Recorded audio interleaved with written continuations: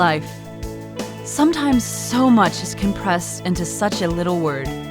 At Cedarville University, students experience both the joys and challenges of life while focusing on all that college has to offer. Listen along with our host, Allie Kinner, as we take a deep dive into those life experiences with 4 Cedarville students. Eliana, Andrew, and Aspen continue their 1,000 days as a sophomore, junior, and senior, while Chloe joins them as our new freshman. Romans 8:28 reminds us that in all things, God works for the good of those who love Him. This is 1,000 Days, a Resound Radio podcast. Hello.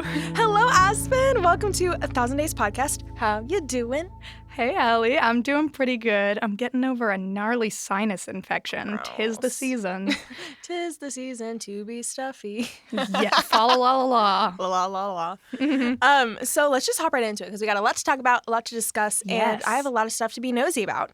So let's talk break. How was it? What'd you do? All the things. Oh, my break was amazing. So I did a couple of things this break. In the first week, I went home to Minnesota to visit all of my siblings and my family and stuff, which was fantastic. I haven't gotten to see my whole family together in a while because I've got a sister off in college, and then my other little sister and brother are in high school and middle school respectively. And my family was going to leave after a week of Christmas break to go on an Israel-Turkey trip. Well, not Israel, but Turkey trip to go visit that area and stuff. That's amazing. And so after that week with my family, they left, and then I went up to Alaska to visit my fiance. Fiance? I loved it. It was great. And that was also fantastic because his twin brother is stationed in the Army in Hawaii. And so I haven't gotten to see him at all in person since Caleb and I have been dating. Yeah. In the 2.5 years that we've been together, I've seen his twin in person maybe 2 whole days. Wow. Yeah. But now that's up to a solid 2.5 weeks, 3 weeks, because he took all of his all of his leave for the year. Yeah. Took all of his leave for the year and saved it up for Christmas and spent all of that time up there with us. And I got to know him really, really well, which was great. I'm so glad. And spend a lot more time with his other younger brother, too. Yeah. Which was a lot of fun. And just hang out, bond with his mom, because she has been hanging out with just the boys, and she needed a little bit of girl energy in her life. 1,000%. 1,000%. So it was a good time. Yeah. And I've missed, obviously I'm still spending time with Caleb over the phone and everything, but I've missed the in-person connection and the closeness, and oh my gosh, it was lovely. Wedding planning is much easier when you're in person. Oh, with your 1,000%. fiance. 1,000%. I wouldn't know personally because I'm not engaged.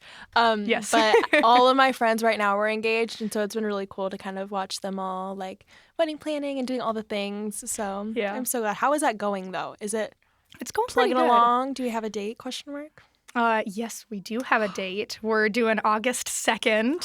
So okay, that's so fun. And one of our friends we just confirmed is getting married that day, which is that's so cool. fun. I'm getting married on the same day as another person who's also in this studio. Yeah, kind of it's insane. Wild, and we totally stopped the podcast just to inform everybody else that. But yeah, so anything else happened at break that was super fun besides wedding planning in person, obviously? I went on my first hike since getting that full foot reconstructive surgery. How was that?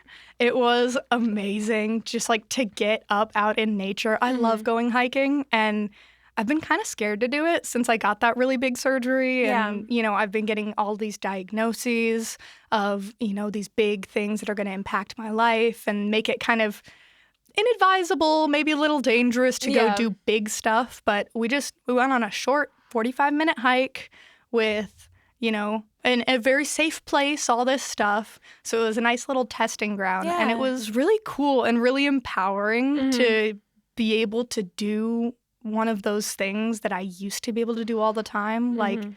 Sure, I had to take a lot of breaks, and I had to sit down and, let my heart rest and, get stuff back to where it needed to be. But I did it. I climbed all the way to the top of this place called The Butte. Yeah. Did a whole 45-minute hike without any assistive devices, no cane, no nothing. Awesome. And we made it all the way up there and got to take a picture up there and hike all the way back down. It was really snowy, so we got to slide halfway down the little mountainside bit. Yeah. It was a lot of fun. No, that's awesome. It was cool. I really missed that. Yeah. And it was great to be in an environment where, you know, I was safe and taken care of and loved because, you know, I was with my fiance, so I knew I was probably going to be really worn out the next day. I had a pretty bad flare-up, but you know, I was in a safe environment and I was in a place where I could chase after and do fun stuff and, you know, have those big little adventures. No, that's awesome. And I really, really enjoyed that. Yeah. And honestly, one of my favorite things we talk about, which might sound a little weird, but food, because I like to eat. And we're also going to talk crafts because I love talking crafts with you too. So talk to me. Snacks and crafts. Hit it. Snacks and crafts. Okay. Well, I made a couple different types of food while I was up there in Alaska.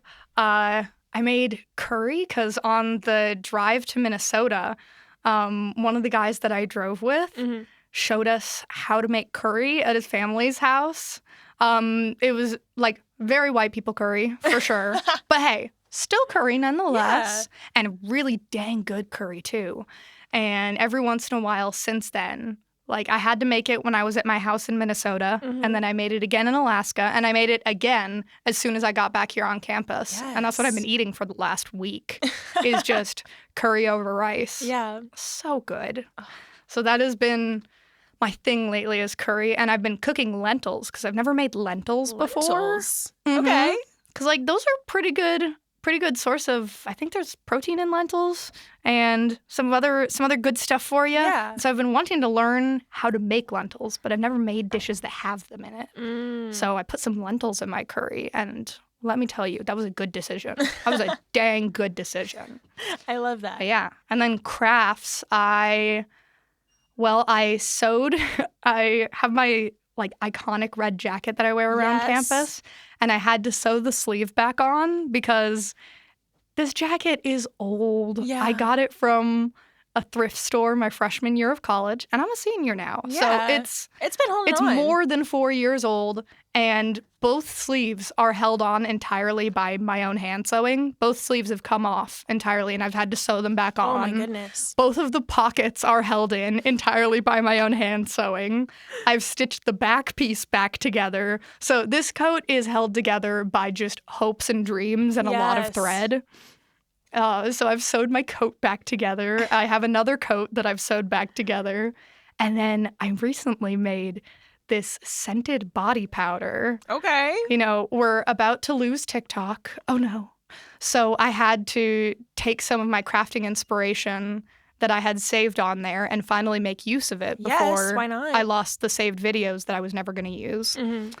And I found this thing of you can buy body powder and like these little jars. Yeah. From just DG. I went across the street, $5 jar, and a little thing of body powder. And then I took my favorite smelling essential oils and I put them on a cotton pad and put that inside the body powder. And I've been taking that for like a solid week and just shaking it up every day. And so now the whole jar of body powder is scented like that essential oil. Okay. And it all smells like you open the thing up and it just goes poof. And it is lovely. So what do you use it for? Delicious. You just like after you get out of the shower, you just sort of pat it on yourself. Okay. And it's sort of like, you know, when you were a little kid and you had like stinky feet and your mom would put foot powder in your shoes? Body powder is kind of like that, except you can use it anywhere on your whole body. Nice. It's sort of like deodorant, so it helps wick away sweat. Yeah. And it can be scented with nice scents.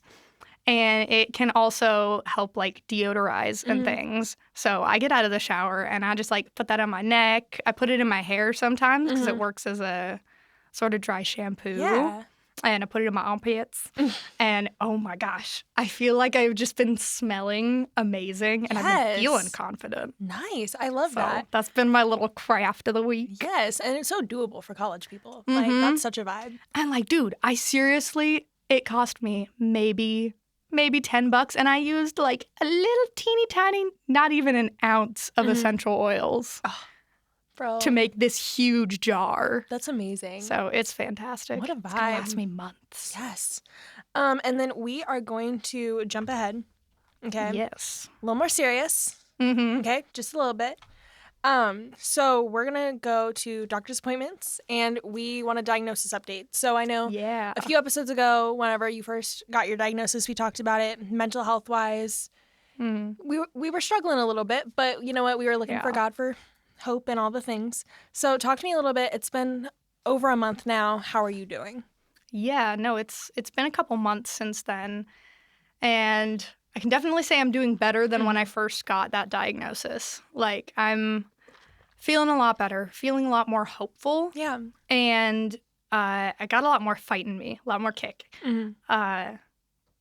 It definitely, I wouldn't be here if it wouldn't be like in this mental state if it were not for the amazing people around me, because my roommate, my close friends on campus, my fiance, they've all done a really good job of just lifting me up and encouraging me when I let stuff get to me and get me down. And yeah, I don't know. Looking forward, I'm still get discouraged sometimes, but I am confident that I know that God's leading me in a good direction with this. And I know that things are looking up from here. Like, I know that God has a good plan. And I know that this diagnosis isn't something that is going to hold me back. Because, hey, I already had this before I got diagnosed. Now I know what it is, and I know how to deal with it, and I know how to protect myself. Yeah. And yeah, we're jumping straight into the new year with plenty of doctor's visits. I've already had 2 because, like I said, I had the sinus infection, so I went in to get some meds for that because, that was gnarly. I've never seen a doctor look disgusted at something before. She looked at the back of my throat and she went, "Oh." So that's a new thing I have under my belt. I grossed out a doctor. Who knew? With how great my sinus infection was. Look at me go. We love to see it. We love to. Yep. And then I had another doctor's appointment last week, and I've got one coming up this week with a new neurologist. Okay. Which will hopefully help shed some light on that diagnosis I got last year and maybe point us in some new directions of maybe finding solutions to some current problems I have and trying to nail down these last couple persistent, persnickety little issues, because still got a couple issues going on that we don't know what the heck is causing them. Oh, that's and we got to figure out, like, where is this coming from? Why did body do this? What happened? Yeah. Well, so, I know I'm 1,000% so happy to see you doing better. And I find it really encouraging to kind of watch you go through that journey of watching the original diagnosis kind of play out and then seeing how far you've come in just a short time, because it hasn't been that long. I mean, it's been a few months, but that's a short time span. And to already see you, even right after it happened, you were always like, okay, but like, how is God going to use this for my story? And seeing you just have so much energy and so much hope in what God has for you, it's the coolest thing ever. And it's just such a blessing. Thank you. And I love to see it. And then today is fun day, because today is actually the day that Alt 3 takes place. Yes. And it's going to be amazing. But you, my dear, have some friends coming to visit. So talk to me about it, chat with me about it, and then chat to me about Alt 3. Yes, I'm kind of lucky because I have very spontaneous friends from back in Minnesota, and they texted me just yesterday or the day before, and they were like, hey, we're taking a road trip. So we're going to be there Friday. What do you have to do in your area that's interesting? And I was like, well, you are in luck. We're going to have food trucks on campus on Friday. Yeah, we are. So we got food taken care of. I also know of some great restaurants in the area. Yes. So we can do that on Saturday because they're here today, tomorrow, and then they leave Sunday. Yes. So we're gonna do that. We're gonna do food trucks right after we record this podcast As episode. You should. And then we're gonna drop by the silent disco. And we're going to go try out that lock and key escape rooms down in town. Yes. I've been wanting to do that for months. Bro, this is my bucket list. I love escape rooms, so I'm really excited to get in there and try that.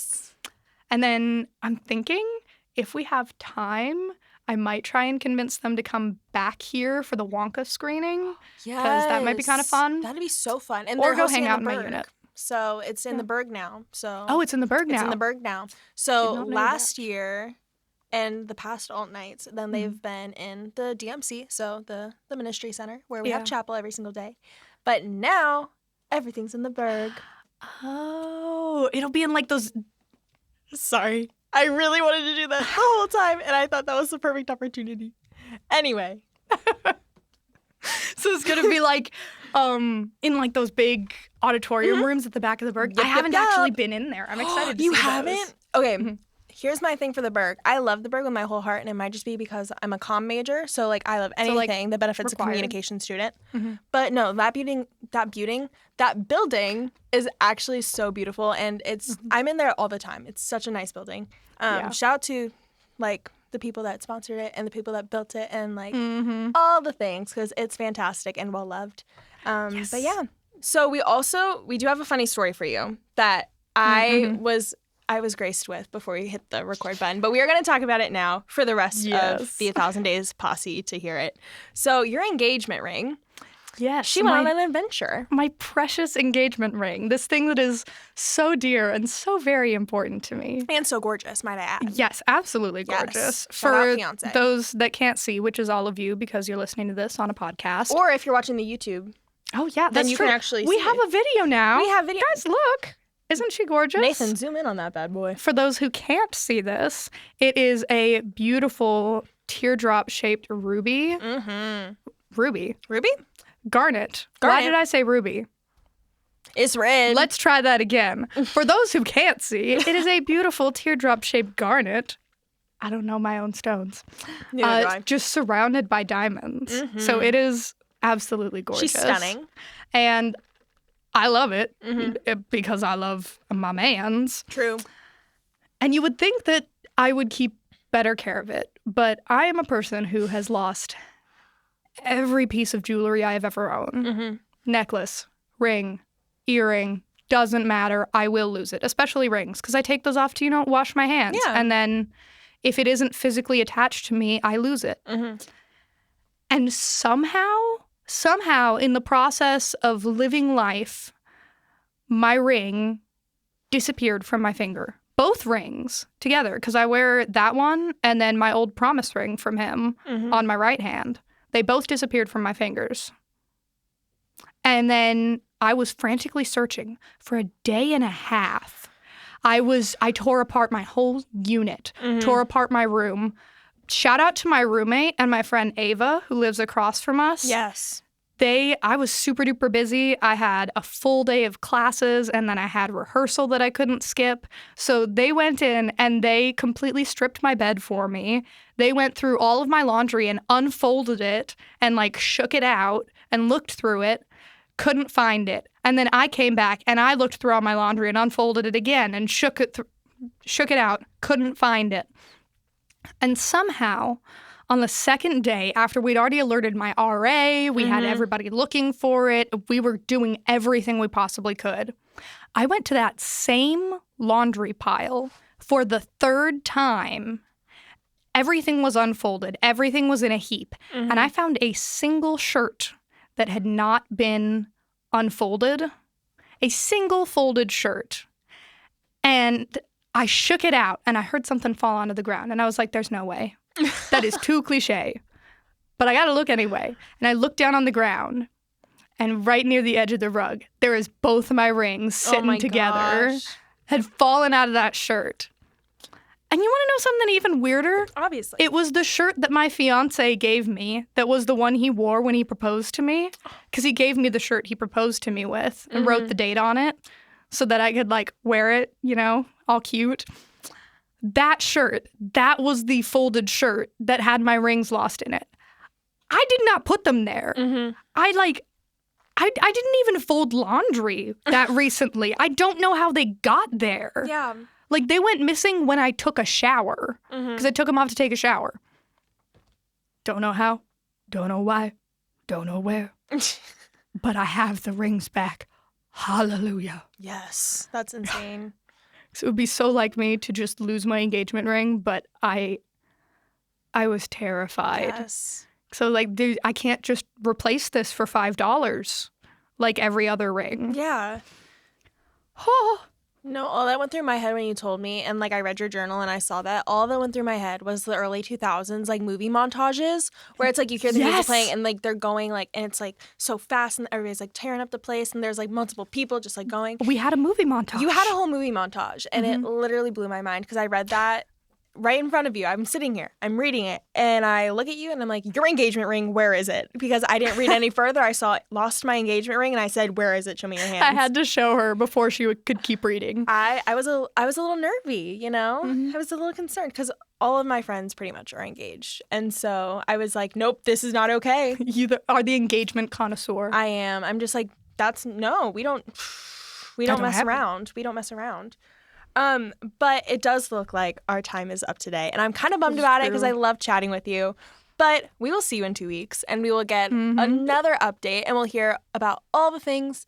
And then, of course, we'll hear all the engagement life updates and then of the other life updates because you are a busy girl, my friend. You are a busy girl. I'm a senior. You're a senior and you don't have that much time left at this campus. 800 and something odd days in. Yeah. So, and we're almost to 1,000 for you and that's going to be wild. Kind of crazy. But it'll be great and it'll be slay. So we will talk to you in 2 weeks and then we will see you then. All right, sounds good. Goodbye.